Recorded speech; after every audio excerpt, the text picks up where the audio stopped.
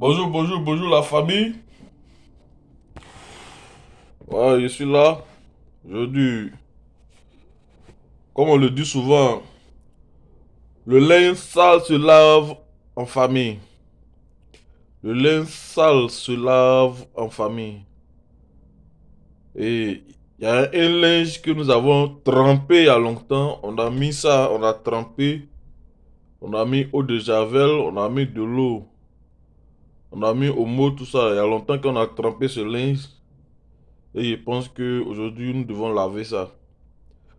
Parce que c'est important, c'est vraiment important d'aborder un certain nombre de sujets qui fatiguent la société, qui sont vraiment importants pour permettre aux générations futures de ne pas tomber dans les mêmes erreurs que nous. Aujourd'hui, j'aimerais parler d'affairage. L'affairage, pourquoi il faut s'affairer, pourquoi il ne faut pas s'affairer, pourquoi c'est bon, pourquoi ce n'est pas bon. En un mot, les avantages et les inconvénients des affairages. Du coup, quel type d'affairage il faut faire et quel type d'affairage il ne faut pas faire. Et je pense bien que il serait bien que on commence par la partie la plus amère, la partie la plus embêtante, la partie qui n'est pas intéressante, la partie la plus salée pour pouvoir terminer avec la bonne partie. Cette partie-là qui va nous aider à aller de l'avant. Et les affairages qui sont pas bien, ce sont les affaires qui portent sur la vie d'autrui. Ce sont les affaires qui portent sur la vie privée des gens. Parce que dans notre société, il y a des gens qui prennent plaisir à fouiller dans la vie des gens, chercher à savoir qu'est-ce qu'ils ont mangé, qu'est-ce qu'ils n'ont pas mangé, qu'est-ce qu'ils ont fait, qu'est-ce qu'ils n'ont pas fait. Et par moments, c'est rempli de méchanceté. Les gens le font juste parce que ils ont envie de dénigrer les gens, ils ont envie de défouler leur méchanceté, ils ont envie de déverser leur jalousie, ils ont envie de déverser leur aigreur. Et donc, on va fouiller dans la vie des gens pour voir qu'est-ce qui se passe et les dénigrer, les critiquer. Par moments, lorsque les gens sont dans la difficulté, lorsque les gens sont dans les problèmes, se moquer de ces personnes. Le plus souvent, je vais s'assurer que les gens sont dans la difficulté ou bien les gens ont échoué à quelque chose, tout juste pour pouvoir se réjouir de cela, se réjouir du malheur des gens, se réjouir des problèmes des gens. Et donc ce type d'affairage, c'est pas bon du tout. Ça sert à rien de s'occuper de la vie des gens. Ça sert à rien de blâmer les gens. Ça sert à rien de juger les gens. Ça sert à rien de critiquer les gens. Parce que quoi qu'on fasse, la vie est difficile pour tout le monde. Chacun de nous a son jour de bonheur, chacun de nous a son jour de malheur. Chacun de nous a des hauts et des bas.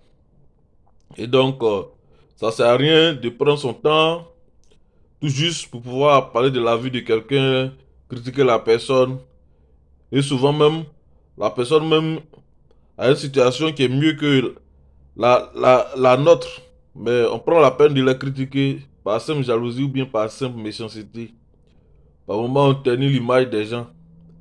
Et quand on est vraiment enraciné dans notre affairage qui est basé sur la méchanceté, on va souvent inventer des choses que les gens n'ont pas fait. Et c'est un mal qui mine notre société. Et c'est pas bien. Je pense bien que nous devons faire des efforts au quotidien. Nous devons contrôler nos paroles, nous devons contrôler, surveiller nos pensées, surveiller nos conversations.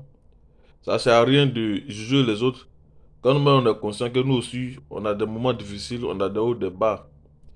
Et donc, ce type d'affairage qui porte sur la vie des gens, c'est quelque chose qui n'est pas bien. C'est des choses qu'il faut éviter. Parce que à la base, celui qui s'occupe de la vie de son frère ou bien de sa soeur, autrement dit, celui qui s'occupe de la vie de son prochain, il ne gagne pratiquement rien. Au contraire, il est perdant. Parce que le temps que tu prends pour critiquer une personne Tu pourrais utiliser ce temps-là pour faire quelque chose qui va ajouter de la valeur à ta vie. Mais quand tu critiques la personne, tu critiques une personne, cette critique que tu portes n'a rien à voir avec ta propre vie. Au contraire, celui que tu critiques, ça l'aide. Ça l'aide à se corriger, ça l'aide à avancer. Mais toi qui critiques, ça ne t'apporte pratiquement rien. Ça ne t'apporte rien. Au contraire, c'est une perte de temps pour toi. Et puis encore, lorsque ces gens de critiques sont inspirés par la haine ne fait que tuer celui qui l'entretient. Et donc, en un mot, les affairages qui portent sur la vie privée des gens, sur la vie des gens, c'est des affairages qu'il faut éviter. Et il faut éviter ce genre d'affairage. Parce que, quoi qu'on fasse, chacun de nous a une nature et chacun de nous a ses convictions. Et c'est pas les petits critiques, c'est pas les petits ragots qui vont amener quelqu'un, en tout cas pour quelqu'un qui est vraiment déterminé à réussir, quelqu'un qui a vraiment envie d'aller de l'avant, c'est pas les petites critiques qui vont l'amener à changer. Quelqu'un qui a vraiment la détermination d'avancer, c'est pas les petites critiques qui vont l'empêcher de faire ce qu'il a à faire. Et donc, ça sert à rien de perdre le temps sur les ragots. De toute façon, c'est quelque chose qui n'est pas bien. Parce que la personne qui critique, qui s'occupe trop de la vie privée des gens, ternit elle-même son image. Et donc, c'est des choses à éviter. Maintenant, je vais parler aussi des affaires sur des choses inutiles. Des faits qui sont des faits divers. Par moment, quand tu es trop enraciné dedans, tu perds ton temps aussi pour rien. Alors que tu pouvais prendre ce temps pour avoir des causeries vraiment qui apportent de la connaissance, qui apportent de l'instruction. Donc, toutes les causeries ne sont pas la même chose. Il y a des causeries qui sont stériles. Il faut éviter ce genre de causeries. Il y a des causeries qui peuvent être vraiment amusantes, mais remplies d'enseignements, remplies de connaissances, remplies de choses vraiment positives.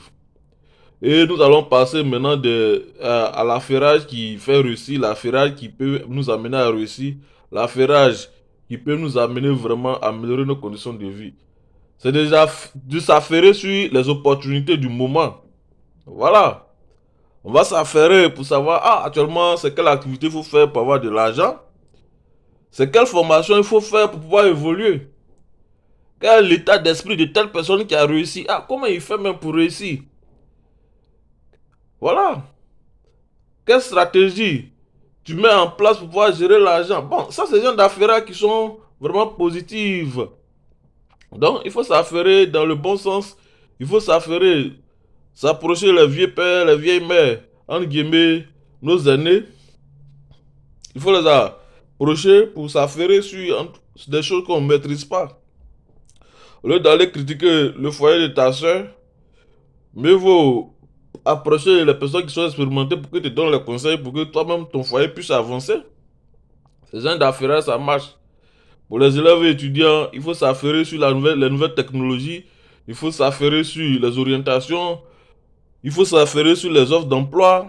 Lorsqu'il y a une nouvelle leçon, il faut s'affairer pour chercher à savoir de quoi parle la leçon, tel exercice. Il faut s'affairer pour savoir comment traiter tel exercice. Voilà, ce sont des affaires qui sont vraiment positives, des affaires qui peuvent vous aider à évoluer dans la vie.